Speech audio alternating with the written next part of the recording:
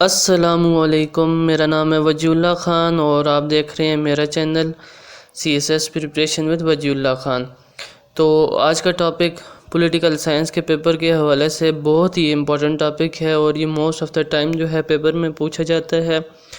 اور آج کا جو ٹاپک ہے ہم اس میں مارکسزم کو ڈسکس کریں گے، اس کی بیسک فلسفی جو اس نے دی ہے اس کو ہم دیکھیں گے۔ تو سب سے پہلے کارل مارکس کی طرف آتے ہیں، جو میں ڈائریکٹ اس کی فلسفی پہ جاؤں گا، اس کے انٹروڈکشن وغیرہ پہ نہیں میں جاؤں گا۔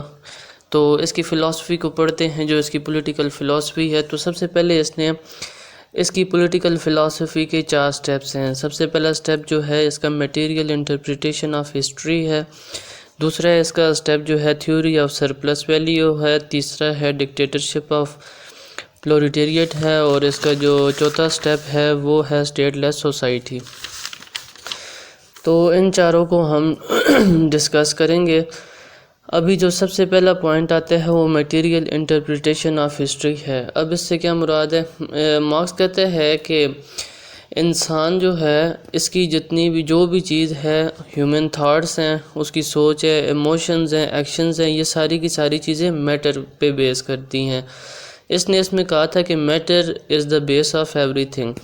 یہ کہتا ہے کہ انسان کی جتنی بھی سوچ ہے وہ بیسیکلی میٹر سے ڈرائیو ہوتی ہے، میٹر ان کو افیکٹ کرتا ہے۔ اس کی مثال کچھ اس طرح سے ہے کہ جیسا کہ غریب آدمی ہوتا ہے تو اس کی سوچ صرف 2 وقت کی روٹی ہوتی ہے، پیسہ کس طرح سے جو ہے 2 وقت کی روٹی کے لیے کمایا جائے، تو مطلب اس کا پیسہ بھی ایک میٹر ہے، تو اس کی سوچ جو ہے پیسہ یا میٹر مولڈ کر رہا ہوتا ہے۔ اسی طرح ہم دوسرے کو عزت، جو ہماری ہیومن تھاٹس ہوتی ہیں، وہ ہمارے ایکشنز بھی جو ہوتے ہیں وہ دوسرے کی طرف میٹر پہ بیسڈ ہوتے ہیں۔ فار ایگزامپل جب ہم کسی امیر آدمی کو دیکھتے ہیں تو کیونکہ اس کے پاس پیسہ ہوتا ہے، میٹر ہوتا ہے، تو ہم اس کو رسپیکٹ زیادہ دیتے ہیں، ہمارا مائنڈ آٹومیٹیکلی جو ہے مولڈ ہو جاتا ہے اس کے جو ہے فائنینشیل سٹیٹس کو دیکھ کے کہ ہم اس کو زیادہ رسپیکٹ دینا شروع ہو جاتے ہیں۔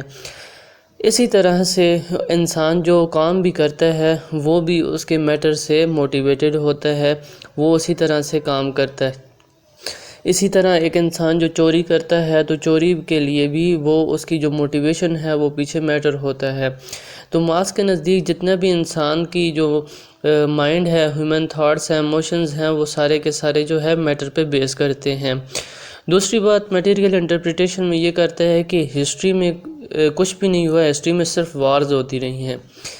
اس کے نزدیک جو ہے ہسٹری میں وارز اس طرح سے ہوتی گئی ہیں کہ ہسٹری میں 2 طرح کی چیزیں ہیں، ایک کو اس نے نام دیا ہے فورسز آف پروٹیکشن اور دوسرے کو اس نے نام دیا کنڈیشن آف پروٹیکشن۔ کہتے ہیں ہسٹری میں یہ 2 چیزیں ہوتی ہیں۔ فورسز آف پروٹیکشن سے اس کی مراد یہ ہے کہ 2 چیزیں ہوتی ہیں فورسز آف پروٹیکشن میں، ایک انیمیٹ ہوتا ہے، ایک اینیمیٹ ہوتا ہے۔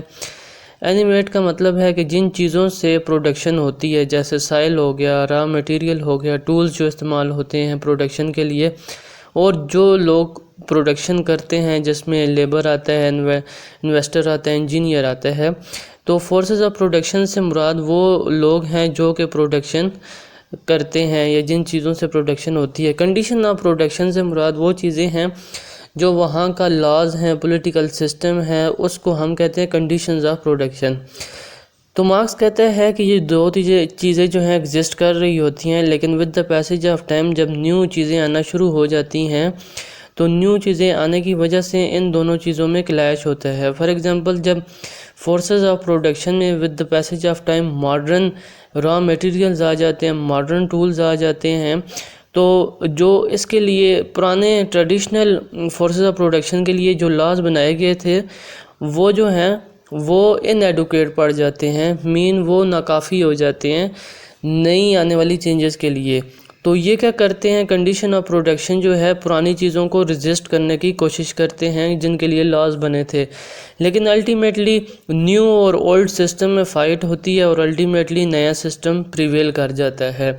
تو یہ کہتا ہے کہ اسی طرح سے یہ وار لگی رہتی ہے، پھر ایک نیا سسٹم آتا ہے، پھر وہ فائٹ ہوتی ہے کنڈیشن آف پروڈکشن میں اور فورسز آف پروڈکشن میں، پھر ایک نیا سسٹم آ جاتا ہے۔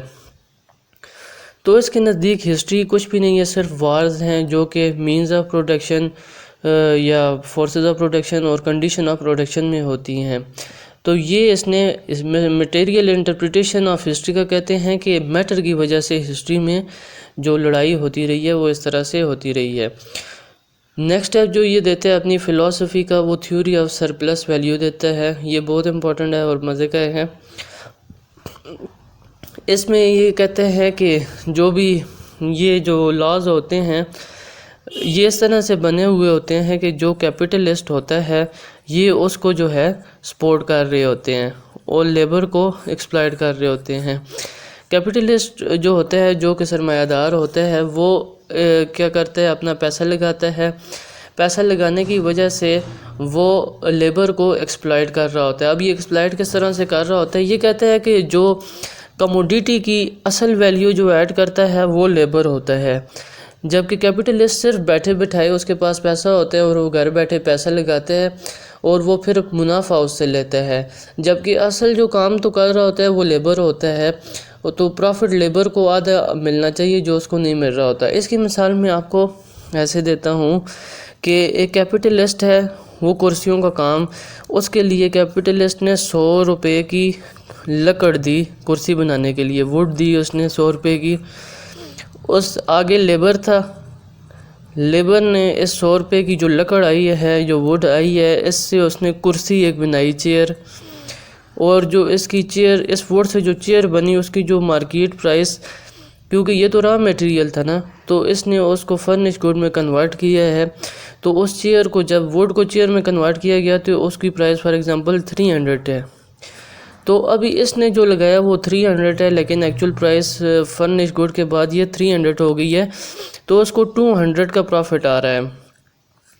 مارکس یہ کہتا ہے کہ اس 200 میں سے 100 لیبر کو ملنا چاہیے اور 100 ہی صرف اس کو، کیونکہ اصل بندہ تو لیبر ہے جس نے اس کی ویلیو میں ایڈ کیا ہے، تو اس کو 50۔ لیکن یہ کہتا ہے کہ کیپٹلسٹ ایسا نہیں کرتا، کیپٹلسٹ اس دو میں سے اس کو 30 روپے دے دیتا ہے اور باقی سارا اپنی جیب میں ڈال لیتا ہے۔ تو مارکس یہ کہتا ہے کہ یہ اس طرح سے لیبر کی ایکسپلائٹیشن ہو رہی ہے کیپٹلسٹ کے تھرو، اور اس طرح سے جتنے بھی لاز بن رہے ہیں وہ بھی اسی طرح بن رہے ہیں جو کیپٹلسٹ کو سپورٹ کر رہے ہیں۔ تو یہ کہتا ہے کہ پھر اس طرح سے ہوتا ہے۔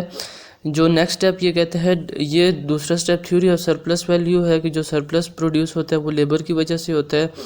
تیسرے سٹیپ میں آتے ہیں ڈکٹیٹرشپ آف پرولٹیریٹ۔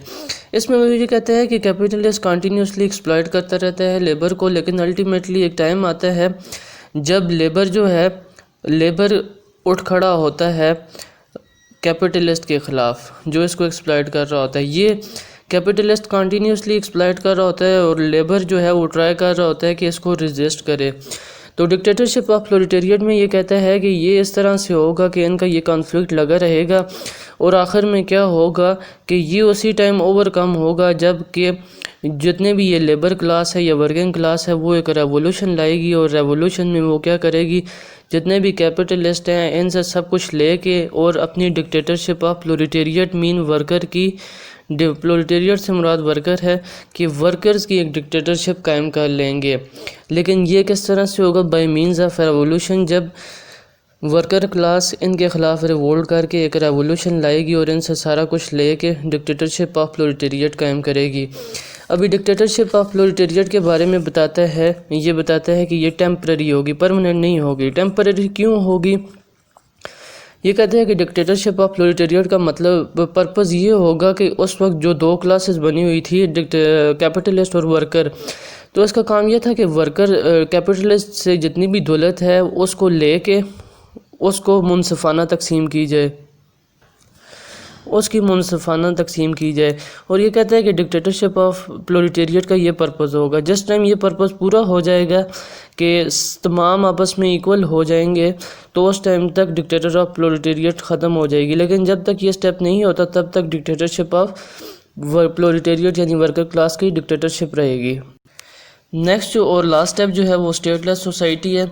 جس طرح میں نے بتایا کہ کیپٹلسٹ سے سارا کچھ لے کے پرولٹیریٹ کیا کریں گے، وہ اس کو ڈسٹریبیوٹ کریں گے ایچ ایکولی، ٹھیک ہے، ورکرز میں۔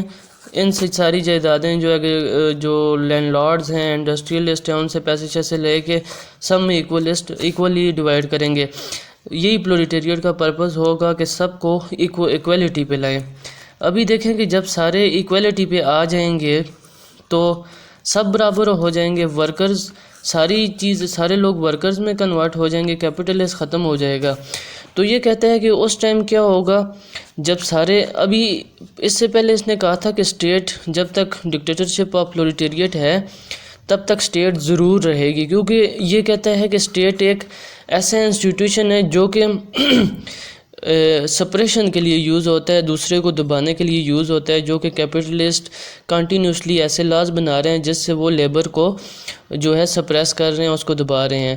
تو یہ کہتے ہیں ڈکٹیٹرشپ آف پرولیٹیریٹ میں اسٹیٹ قائم رہے گی، کیونکہ یہ ایک آپریشن کا ذریعہ ہے۔ اس سے پرولیٹیریٹ کیا کریں گے، اب کیپٹلسٹ کو دبائیں گے اور ان سے سارا کچھ فورسفلی لے کے ڈسٹریبیوٹ کریں گے۔ لیکن اس سٹیپ میں جب وہ آتا ہے کہ جب پرولیٹیریٹ اسٹیٹ کو یوز کر کے سارا کچھ لے کے ایکویلٹی میں ڈویژن کر دیں گے، تو یہ کہتا ہے کہ اس کے بعد اسٹیٹ کا پرپس ختم ہو جائے گا، کیونکہ پہلے تو ایکسپلائٹیشن تھی تو تب اسٹیٹ کی ضرورت تھی، فورسفلی اس سے ایک چیز کی جاتی تھی، لیکن اب سارا کچھ ایکویلٹی پہ ہو گیا تو اس لیے اب اسٹیٹ کی ضرورت نہیں رہی، اس لیے اسٹیٹ فدر اوے ہو جائے گی، یعنی اسٹیٹ ختم ہو جائے گی اور ایک اسٹیٹ لیس سوسائٹی قائم ہو جائے گی، جس میں ہر ایک جو ہے ایکول ہوگا، دوسرے کے برابر ہوگا، اور اس طرح سے سسٹم چلتا رہے گا۔ تو یہ ہے مارکس کی پوری کے پورا فلسفہ۔ اگر آپ کو میری ویڈیو اچھی لگی ہو تو میرا چینل ضرور سبسکرائب کیجیے۔